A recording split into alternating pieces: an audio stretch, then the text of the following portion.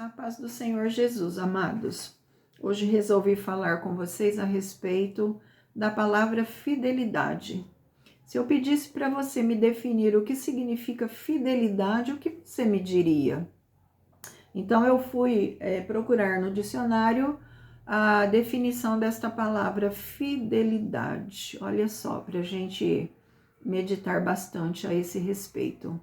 Porque eu estava analisando uma passagem aqui do livro do profeta Jeremias, no capítulo de número 35, e eu vi aqui a fidelidade de um povo para com o seu ancestral. E Deus, ele cobra de mim, cobra de você a nossa fidelidade a ele. Então, o que seria, definido como fidelidade? Então, fidelidade é o zelo, é o cuidado por aquele a quem nós amamos. Então, fidelidade é a expressão de lealdade para com essa pessoa, né?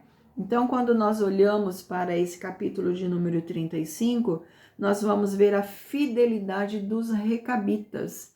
E para que nós entendamos o que significa esta passagem, nós temos que analisar em que época o profeta Jeremias ele foi usado por Deus para profetizar a nação de Israel.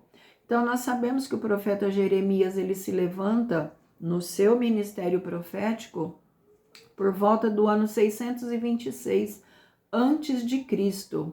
Então, foi o começo do seu ministério e corria o 13º ano do reinado de Josias. Então, nós vamos ver o profeta Jeremias profetizando durante os últimos 5 reis de Israel e além depois desses últimos 5 reis que governaram a nação de Israel. Então, o profeta Jeremias ele vai além até depois, quando o povo foi levado para a Babilônia. Ele continua profetizando e profetizou até o retorno do povo para a nação depois de 70 anos. Então, nós vamos ver que o profeta Jeremias ele foi chamado por Deus para profetizar a nação de Judá, para trazer o povo novamente na sua lealdade, no seu amor para com o Senhor, porque o povo havia se desviado e coisas terríveis estavam acontecendo na terra, coisas que pela lei de Moisés era inadmissível. Então, era um cenário político muito conturbado, né? Nós vamos ver que Judá, ela ficava ali no meio de 2 grandes potências da época, ao sul que era o Egito e ao norte que era a Babilônia, que tinha se levantado como o império da época, né? A grande potência da época. E Judá ficava ali no meio.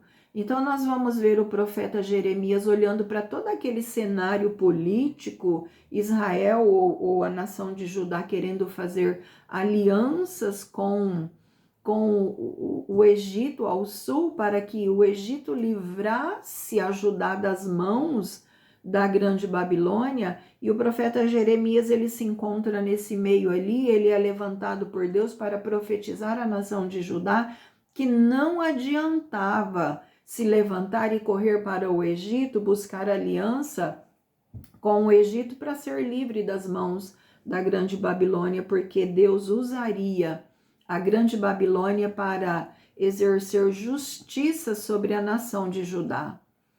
Então, a Babilônia seria um instrumento no qual Deus usaria para trazer essa justiça sobre a nação de Judá, uma nação ímpia, uma nação que havia se desviado, uma nação infiel a Deus, uma nação que havia abandonado os princípios, havia abandonado a lei de Deus. O Senhor então levantaria a grande Babilônia para exercer justiça sobre o pequeno reino de Judá. Então, quando nós olhamos para Judá nessa época, nós vamos ver através do livro do profeta Jeremias, e é bem claro ao deixar para nós, que havia muita a falta de administração da justiça para os menos favorecidos. O livro do profeta Isaías, que foi também ali o mesmo da época, né, do profeta Jeremias, conterrâneo do profeta Jeremias, nós vamos ver Isaías nos falando assim: ai de vós que decretam leis injustas, leis para explorar o povo. Vocês não defendem o direito dos pobres, nem a causa dos necessitados, e exploram as viúvas e os órfãos. Isaías 10, versículo 1 e 2. Nós vamos ver que o comércio era fraudulento. A gaiola está cheia de pássaros, também a casa deles estão cheias de coisas roubadas. Os poderosos estão gordos e bem alimentados. A maldade deles não tem limite. Não defendem as causas dos órfãos, não se importam com o direito dos pobres. Jeremias, no capítulo de número 5, versículos 27 e 28. A escravidão era corrente no reino de Judá. E o Senhor pedia para que eles libertassem então os escravos. Houve um tempo em que eles libertavam, mas depois eles tornavam a trazer novamente escravos, os seus irmãos. O latifúndio, os grandes, os poderosos compravam tudo que eles podiam comprar, casas e mais casas, vinhas e mais vinhas, e chegaria uma época em que não teriam casas para o povo morar, não teriam vinhas para o povo dela se sustentar. Então era corrente muito luxo, a riqueza, o salário era roubado do trabalhador, né? A lei de Moisés proibia todo esse tipo de coisa. Ai daqueles que constroem a sua casa com a injustiça e a desonestidade, dizia o Senhor. Nessa época, os tributos eram pesados, os impostos eram altos demais, havia muito roubo, muito assassinato. No pequeno reino de Judá, onde Deus ele levanta o profeta Jeremias para que profetizasse a esse povo, para que esse povo retornasse novamente à sua fidelidade a Deus. Mas diante de tudo isso, quando o Senhor ele levanta o profeta Jeremias, o que acontece? O povo não se volta novamente para o Senhor. O povo, então, ele procura buscar aliança com nações vizinhas para livrar a Judá da grande Babilônia que viria a exercer a sua justiça sobre o pequeno reino de Judá.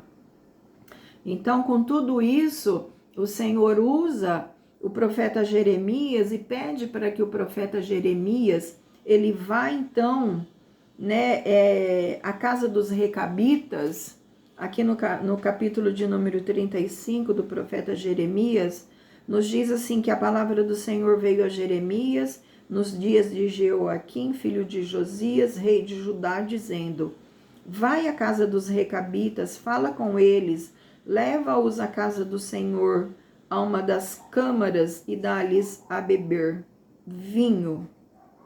E aí o profeta Jeremias, ele faz tudo isso que o Senhor diz, né? E ele vai, ele pega os filhos dos recabitas ali, os filhos de Recabe, né?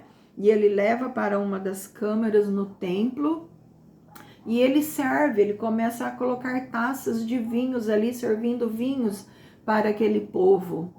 Mas eles disseram a Jeremias: não beberemos vinho, porque Jonadab, filho de Recabe, nosso pai, nos ordenou: nunca, jamais bebereis vinho, nem vós e nem os vossos filhos. Quando tudo isso acontece aqui, já havia se passado, depois que Jonadab, filho de Recabe, já havia passado, a história dele, ele já havia falecido, já havia passado 250 anos. Então nós sabemos que os recabitas, eles eram uma ordem religiosa nômade, fundada por Jonadab, filho de Recabe, durante o século IV a.C. Eles não moravam em casas, eles não usavam qualquer produto da vide, né, da videira. E quando essa narrativa do profeta Jeremias é feita, já havia se passado 250 anos que Jonadab já, né, havia morrido. Só que os preceitos, as ordens, as orientações, né, que Jonadab deixou para os seus filhos, os seus netos, foram ouvidas por eles. Jonadab, então, deixou princípios que foram passados, né, de pai para filhos. Então, agora o profeta Jeremias é enviado à casa de Recabe e fala: vamos lá no templo, olha, o profeta de Deus, vamos na casa do Senhor. E chegando lá, Deus ordenou: serve taças de vinhos para eles. Só que o que acontece, né? Esse povo que há 250 anos atrás havia recebido do seu pai uma ordem: vocês não beberão nada da vide, não vão beber vinho. Eles estavam ali 250 anos depois, desenvolvendo a mesma fidelidade do início, lá do começo. A fidelidade dos recabitas foi tão grande, que Deus ele lançou uma bênção sobre os filhos de Recabe por toda essa fidelidade. Deus ele usa essa fidelidade dos recabitas para mostrar para a nação de Judá o quanto Deus queria aquilo para ele, que Judá se desenvolvesse da mesma maneira que os recabitas desenvolveram para com Joanadab, filho de Recabe, há 250 anos na mesma lealdade. Então o profeta Jeremias, ele passa ali, né, instruído por Deus, esta mensagem, que era para a nação de Judá ser fiel a Deus da mesma maneira dos recabitas. E não era desta forma que o povo de Judá estava fazendo, né, ou desenvolvendo ali a sua aliança com Deus. Essa aliança havia sido quebrada. Eles estavam infiéis para com o Senhor. E aí o Senhor lança esta bênção sobre a família, né, de Jonadab, filho de Recabe. Quando eles se recusaram, porque havia um voto feito para com Jonadab há 250 anos atrás. Eles haviam firmado um voto, e eles de maneira nenhuma quebrariam esse voto. Então agora o Senhor diz aos recabitas, né? A casa dos recabitas, disse Jeremias, assim diz o Senhor dos exércitos, o Deus de Israel: pois que obedecestes aos mandatos de Jonadab, vosso pai, e guardastes todos os preceitos, e tudo fizeste segundo vos ordenou, por isso, assim diz o Senhor dos exércitos, o Deus de Israel: nunca faltará homem a Jonadab, filho de Recabe, que esteja na minha presença. Então as bênçãos do Senhor, elas recaíram sobre a família dos recabitas por tão grande fidelidade. E isso serviu de exemplo e de lição para a nação de Judá. E isso serve de lição para nós nos dias que nós estamos vivendo. Ainda que tudo contradiz, né, tudo aquilo que nós acreditamos e tudo aquilo que nós professamos, que nós possamos mesmo assim seguir em retidão diante daquele que é eterno e que tem um galardão para cada um de nós, porque o escritor aos Hebreus, ele diz que Deus não é injusto para ficar esquecido do vosso trabalho, né? Deus não é injusto, ele tem um galardão para cada um de nós. Então vamos seguindo firme na nossa fidelidade ao Senhor, porque nós estamos vivendo os últimos dias sobre a face da terra. Paulo, quando ele escreve a Timóteo, lá em 2 Timóteo, no capítulo de número 3, ele nos diz que tempos difíceis viriam sobre a face da terra nos últimos dias, porque os homens seriam avarentos, egoístas, amantes de si próprio, homens caluniadores, homens que não teriam domínio próprio, né? Então, tudo isso nós estamos vivendo nesses últimos dias. E de que maneira nós conseguiremos, então, vencer esses tempos difíceis que Paulo nos fala? É olhando para a palavra de Deus E dentro desta palavra, nós temos muitas lições para ser aplicadas na nossa vida. E que você e eu, possamos meditar bastante nesta lição de fidelidade dos recabitas.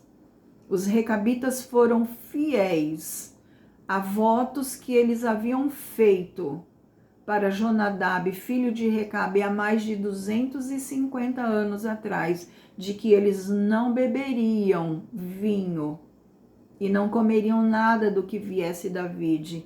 E há 250 anos depois, eles continuavam na mesma fidelidade. Fidelidade para com um homem. Agora nós temos que ser mais fiéis ainda para com aquele que é eterno e que cuida de cada um de nós. Porque ele tem bênçãos maravilhosas, assim como ele teve bênçãos maravilhosas para a família dos recabitas. Deus tem promessas maravilhosas para as nossas vidas se nós ficarmos firmes na nossa fidelidade para com ele. Amém? Que Deus abençoe grandemente a sua vida, amados.